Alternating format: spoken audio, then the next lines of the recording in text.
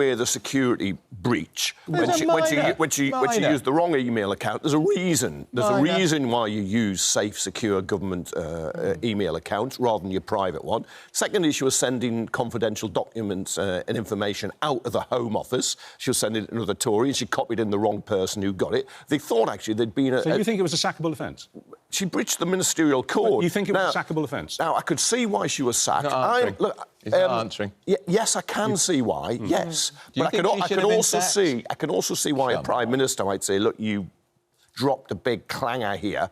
You apologise and we try and move on." But when the Prime Minister, Rishi Sunak, the latest to be appointed by the Conservative Party without a general election, says he's going to bring back integrity, restoring his Home Secretary, one of the most sensitive jobs in the country, a figure who was sacked 6 weeks ago for security. But where is the integrity in that? Not even 6 weeks ago, of course, 6 days ago. So, but Andrew, that is a point, isn't it? He said we will have transparency, we will have accountability, and we will have integrity.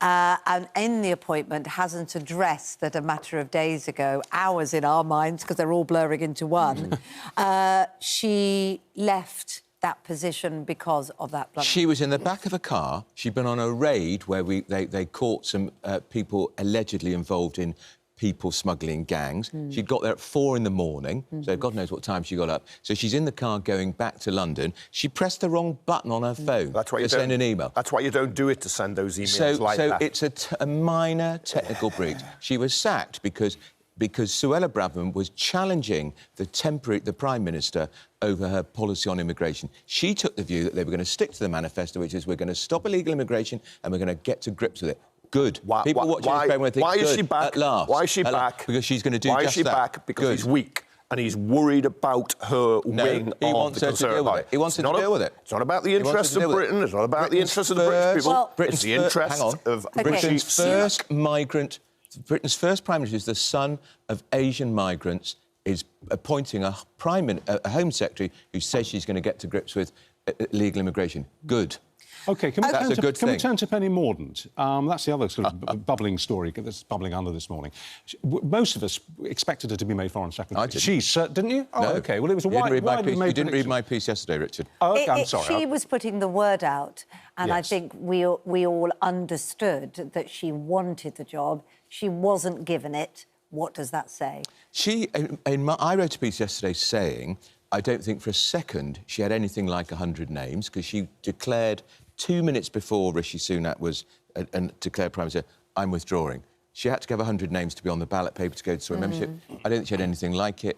I think Penny Mordaunt is a very talented, very nice politician, but not as good as she thinks she is. And I think she was overarching. No. It tells you two political things which I think are both unpleasant. One is it's a cabinet of cronies, because she was opposing Rishi Sunak while Suella Braverman backed him, so she gets rewarded. And secondly, Suella Braverman is very much a reactionary, hard right, more One Nation. Penny Mordaunt backed Brexit there in 2016 too, and so she's kind of sidelined, slightly frozen out. And he goes to the hysterical, denouncing tofu-eating, bash the migrants. I dream of sending people to Rwanda. She's hopefully just going to keep the illegal migrants out. Hugely expensive, unworkable, nasty. What do we make of the ethnic diversity here that we have in our new cabinet? Let's have a look at it. We've got James Cleverly. Mother was from Sierra Leone. His father's family comes from Wiltshire.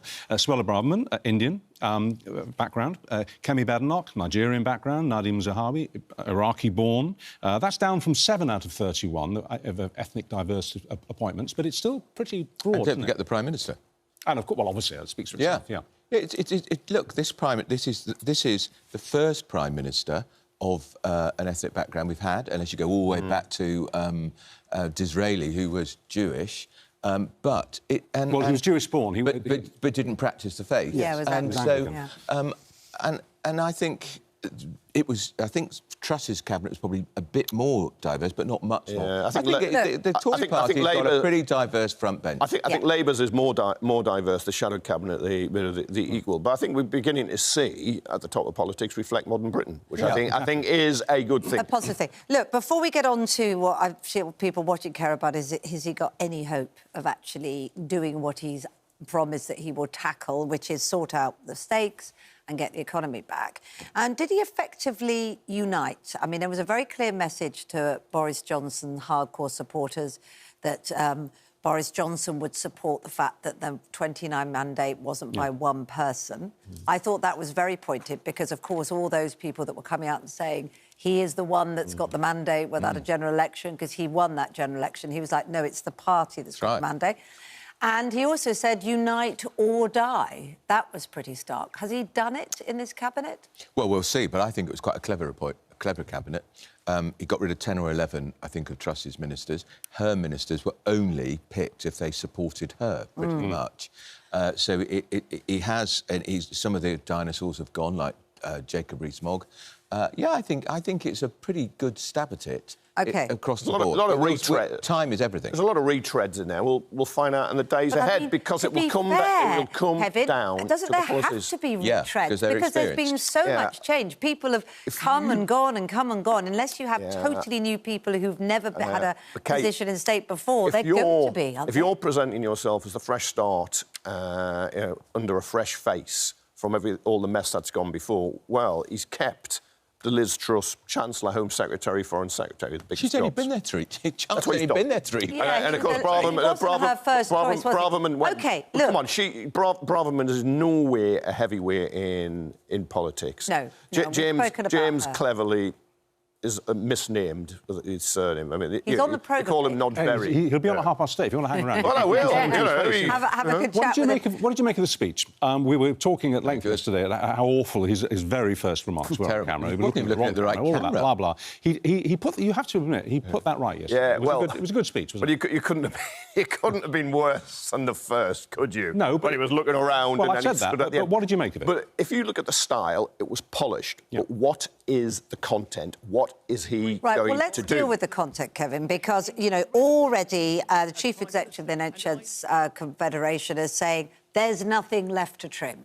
You know, we know that there's nothing left to trim. So what can he actually do? And he found a new phrase for describing the fear that we all feel about the winter and beyond, that it was a profound economic challenge. And it is, gosh, you know, so he was very clear there were trouble ahead and tough decisions ahead.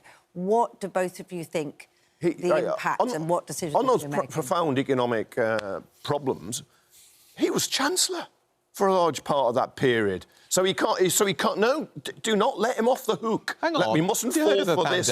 We mustn't fall for this spin. He talked about the mandate 2019 election. We all share it. He's the one who broke the promise by putting up national insurance, that it wouldn't go up. He was the Chancellor who broke the promise they wouldn't cut international aid. You can go through promise after promise. Glad he did that. He broke. Glad he did that. But nevertheless, I'd cut it more. You didn't win the election. I'd cut it more. Did you? I'd cut it more. But there we are. Look, Kevin seems to forget that we had a pandemic. Matter, or they don't, and they don't matter to him. Kevin just ignores the fact this country, the world, has been through a pandemic called COVID. A dramatic, extraordinary effect on the nation's finances, the world's finances, and it's had a huge impact on currencies. The dollar is king. The only currency in the world that's gone up against the dollar is the Russian ruble. So what can he do, Andrew? Well, he's got to stabilise our finances. What does that mean? Well, I think what it means is we're going to have What does that actually mean? I think he's going to have to stop spending.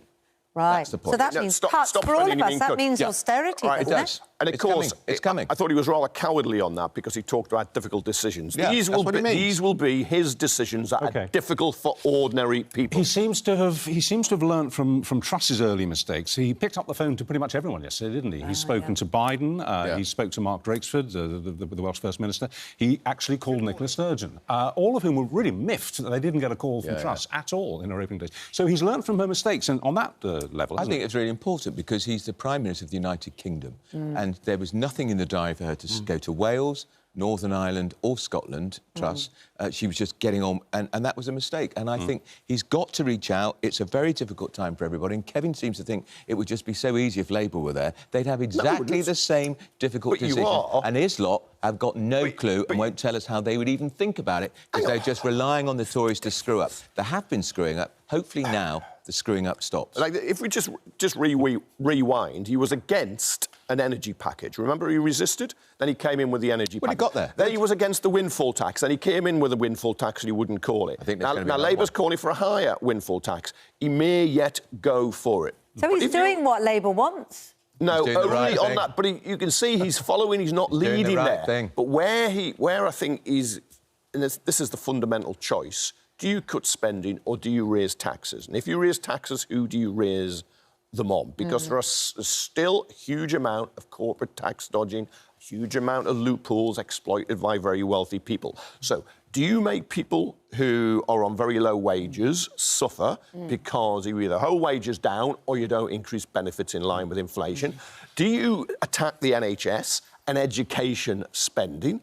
Or do you go after pots of money which are there? Yeah. But you've got to attack families.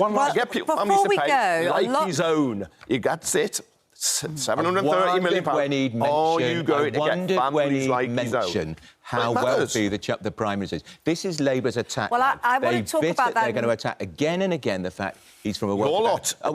Are we really going to say to people who are wealthy, please don't come into Parliament if you're wealthy and successful, because we don't want... Well, he does talk about that a bit more. Is there meant to be some sort of line somewhere that if you're worth more than this, you can't run for Prime Minister? No, I think the position is if you're worth £730 million, you are the 222nd richest person. You're richer than the king. Do not make life harder for people who are struggling, and if you do, this is Labour's whole line of attack. Nothing positive to say. I just say, I'm really sorry. No, it's fine, because you're not going anywhere. We'll talk some more. We're going to talk about education. Can he go somewhere? The and all door's sorts over of there. stuff in a minute.